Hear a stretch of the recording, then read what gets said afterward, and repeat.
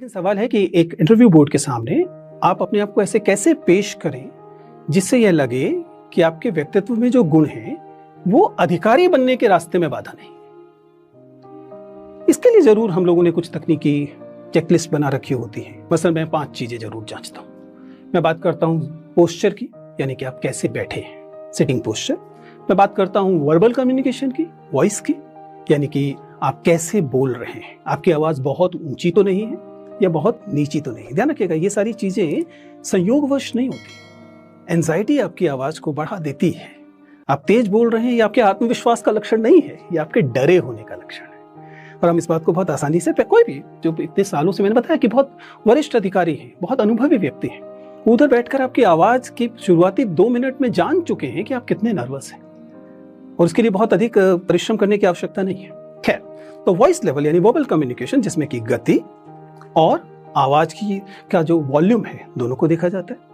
इसके अलावा eye contact, सबसे खूबसूरत चीज मानव संप्रेषण में यदि कुछ है तो आपकी नजरें।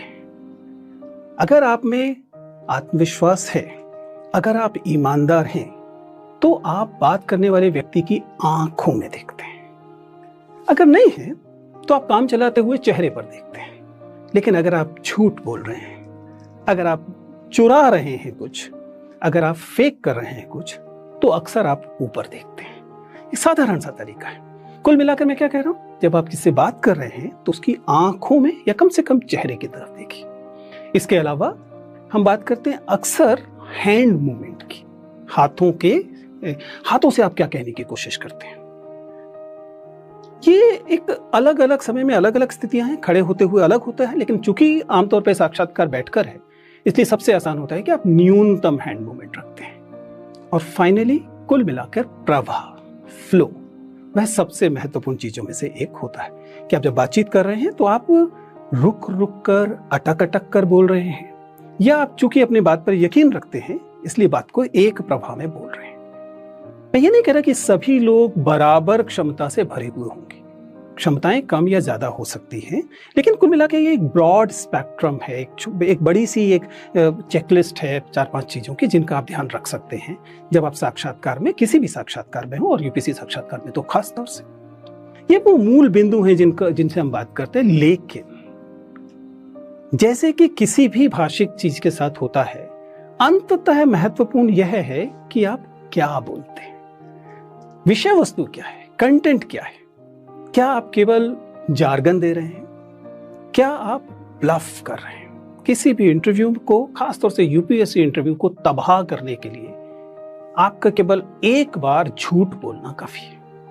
आपको किसी सवाल का उत्तर नहीं पता, और ऐसा स्कूलों में चल जाता है, इसलिए कई बार आदत होती है कि आपको सवाल का जवाब नहीं पता है, लेकिन आपसे पूछा गया तो आपने कहा हाँ पता है, और जब आपने उत्तर दिया तो वह उत्तर आपके अनुमान पर, गेस पर आधारित था।